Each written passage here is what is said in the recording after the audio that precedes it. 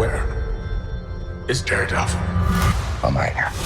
Don't miss the return of Marvel Television's Daredevil Born Again.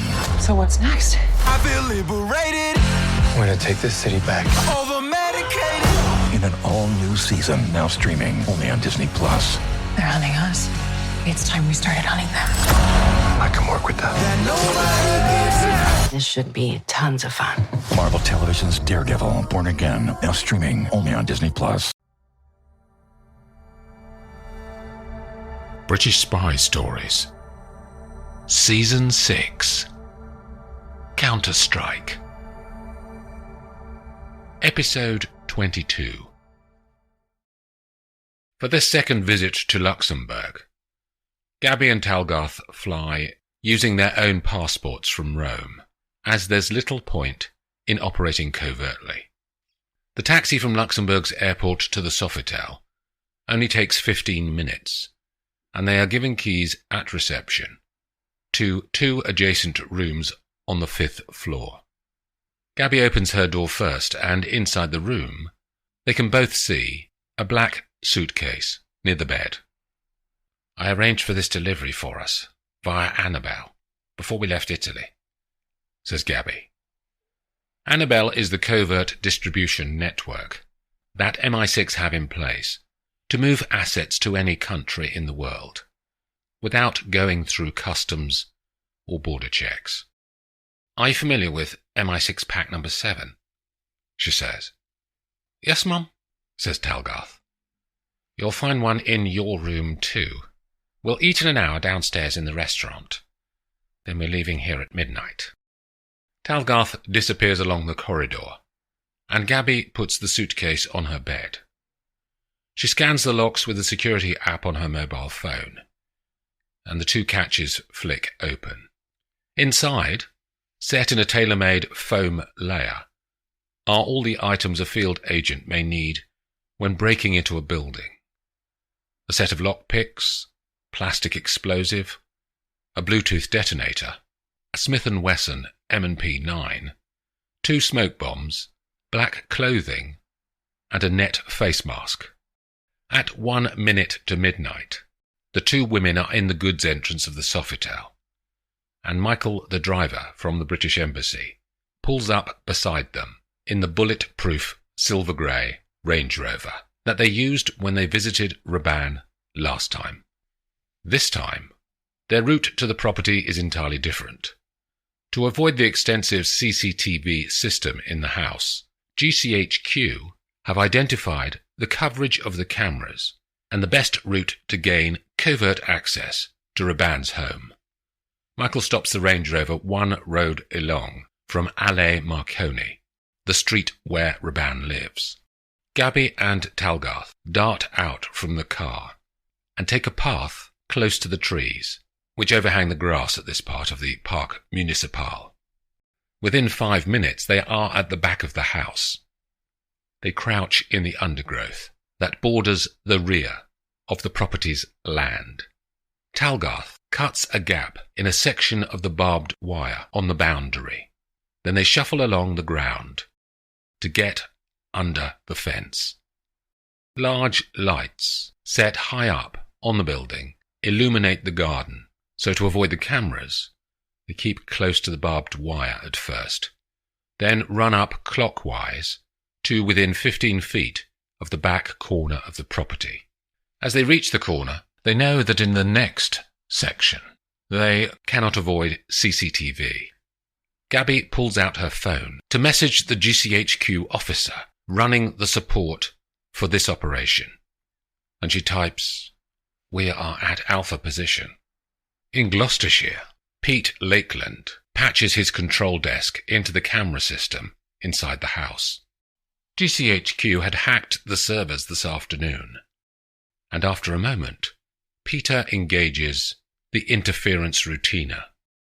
In the video control room, in the basement in Luxembourg, the screens all freeze for the 4.5 seconds that Gabby and Talgarth need to run from the shrubbery to the doorway on the western side of Rebane's home, pick the lock, and slip inside.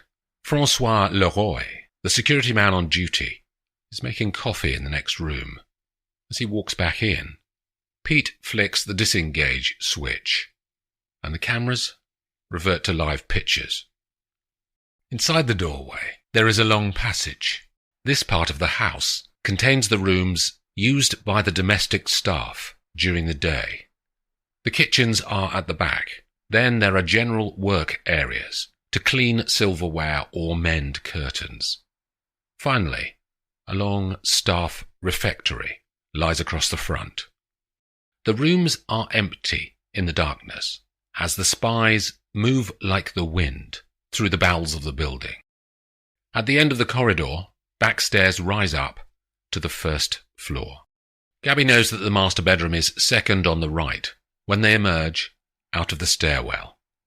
Rebane had chosen the room that overlooks the park for his bedroom to catch the morning sunshine when he wakes. There's a security guard patrolling the floor, and the spies wait in the shadows until the man draws level with their hiding position. A single twist of his head breaks his neck, and the women move on. They stand outside Rebane's bedroom door. Gabby turns the handle. Inside, Rebane is asleep in a giant four-poster bed. He doesn't hear them enter, and Gabby's gloved hand is over his mouth before his senses trigger enough inside his unconscious brain. Talgarth holds a handgun to his temple to make him open his eyes. "Hello, Tarmo," says Gabby. "We enjoyed our visit last time so much that we came back." Rebane flicks his view between them both. "Stand up for me." He slowly moves the duvet and steps onto the floor. Talgarth keeps her weapon trained on the Estonian. "We have the plans for this property, and we know you bribed the city planning official to look the other way when you had some building work done 2 years ago. But one of the spooks in the British Embassy in Luxembourg found that official, and the man was very talkative.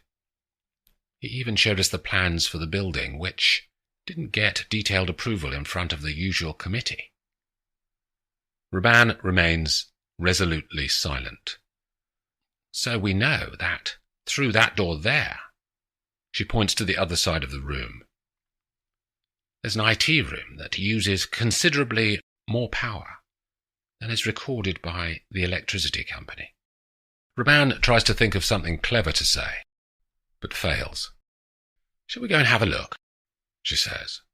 "Because I've got a list of the 4 politicians and judges in Luxembourg who you have also bribed, and who are willing to go public about your activities on the black market, unless you help us find what we're after."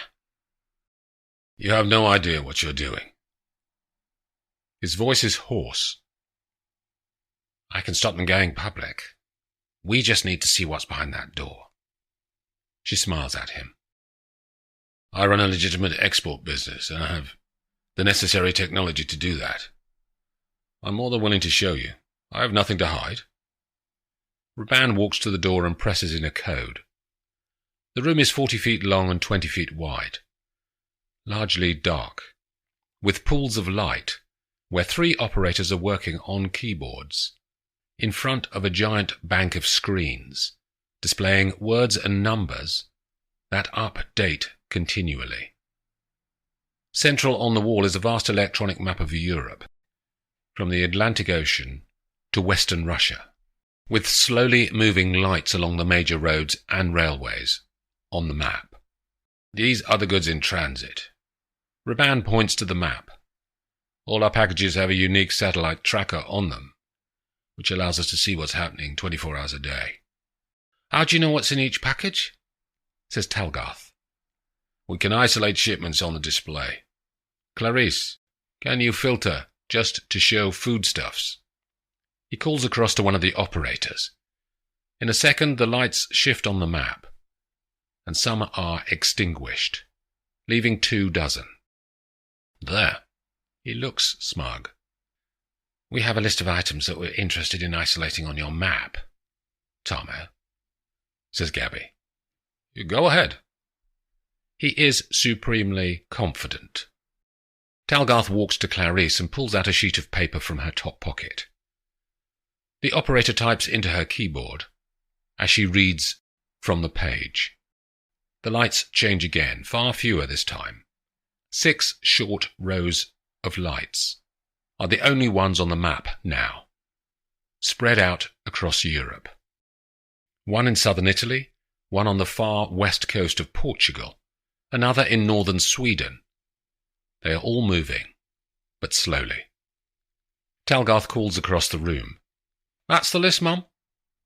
6 shipments, says Gabby, to Rebane. "When the lines on the map are short like this, it means the goods have only just started to move.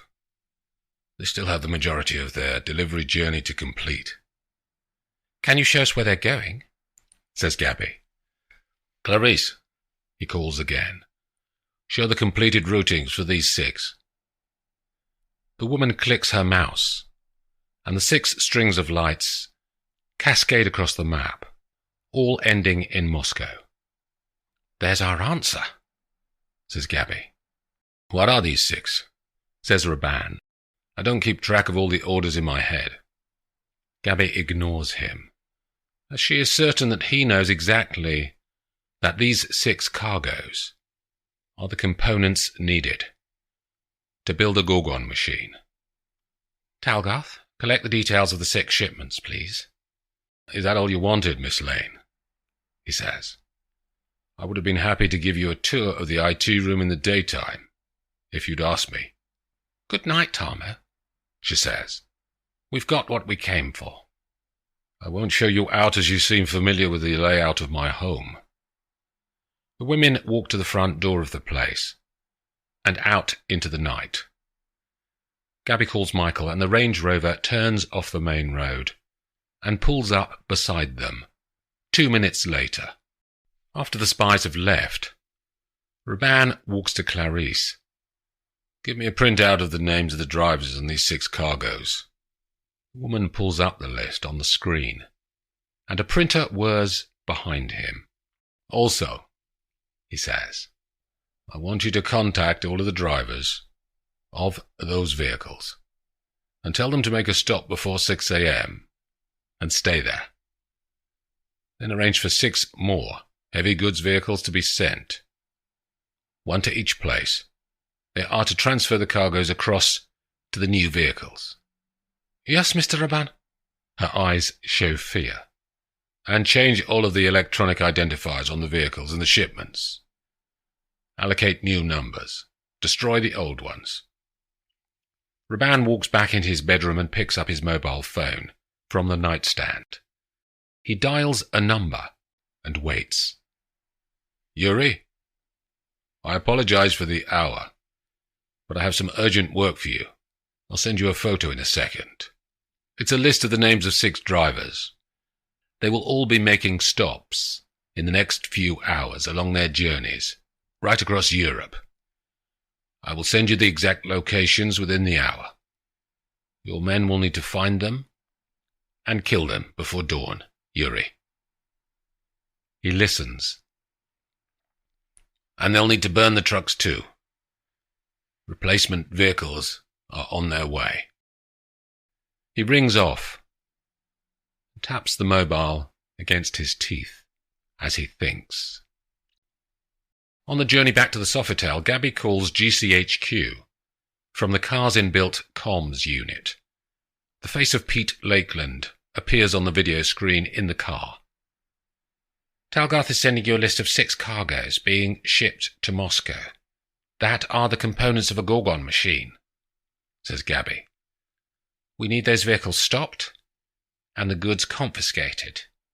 The drivers are innocent, as far as we know. We need field agents out there urgently, Pete. Use embedded spooks at our nearest embassies. You'll need to get satellite locks on the vehicles to give the field agents the locations." "Yes, Mum." "Let me know how it goes." She ends the call, and the car continues its journey through the night. Maddie Latham is asleep in her apartment in central Stockholm when the sound of her phone's ringtone cracks across the nighttime peace and wakes her. She focuses her eyes on the screen and pushes her blonde hair back away from her face as the sleep rolls away from her brain. The call is encrypted and from London, and she punches in the access code. "This is Agent Dunmere," she says.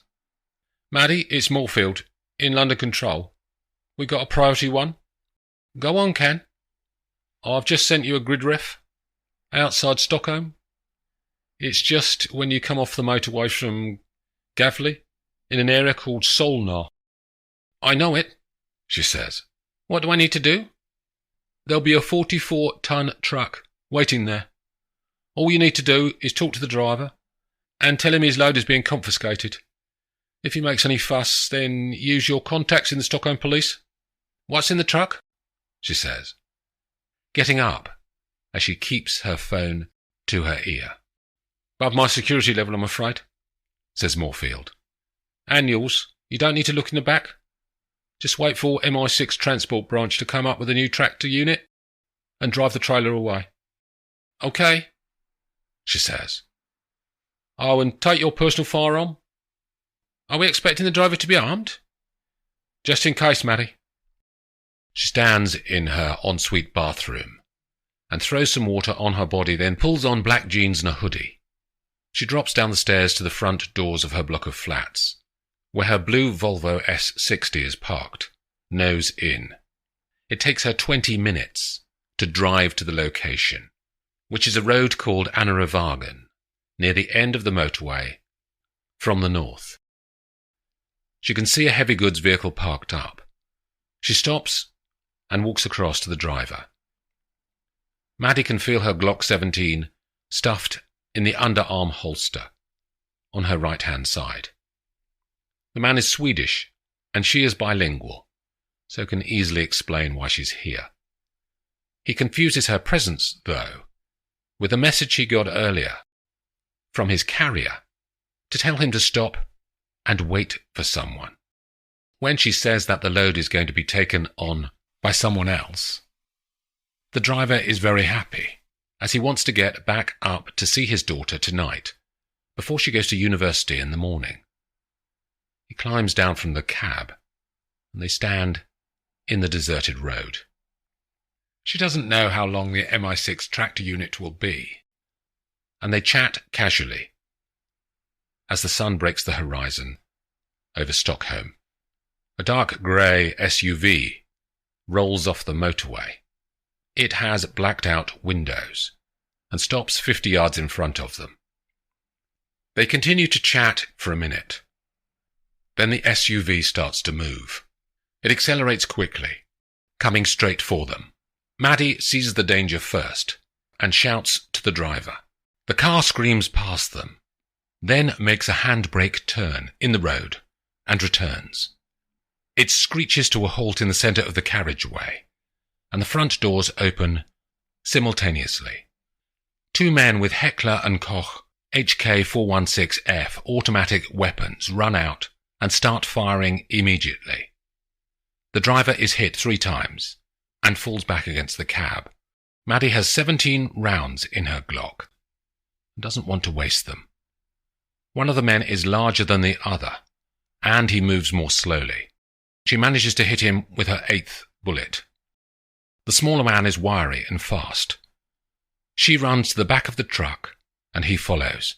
She fires 2 rounds and misses. 7 to go. Maddie unleashes 4 more and hits him in the arm. He arrives at the rear corner of the truck and pulls his trigger. She is hit in the shoulder and can feel the pain slam through her body. She fires 2 and hits him in the stomach. He falls to the side but doesn't release his weapon. He raises it to her as the blood rolls down from her shoulder. Maddie has a single round left in the chamber. The man moves his finger to the trigger, and her last bullet shatters his skull.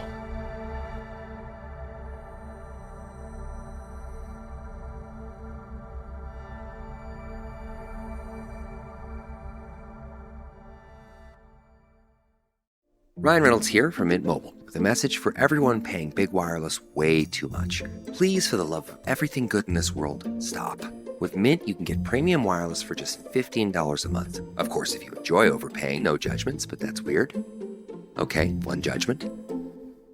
Anyway, give it a try at mintmobile.com/switch. Upfront payment of $45 for 3-month plan, equivalent to $15 per month required. Intro rate first 3 months only, then full price plan options available. Taxes and fees extra. See full terms at mintmobile.com.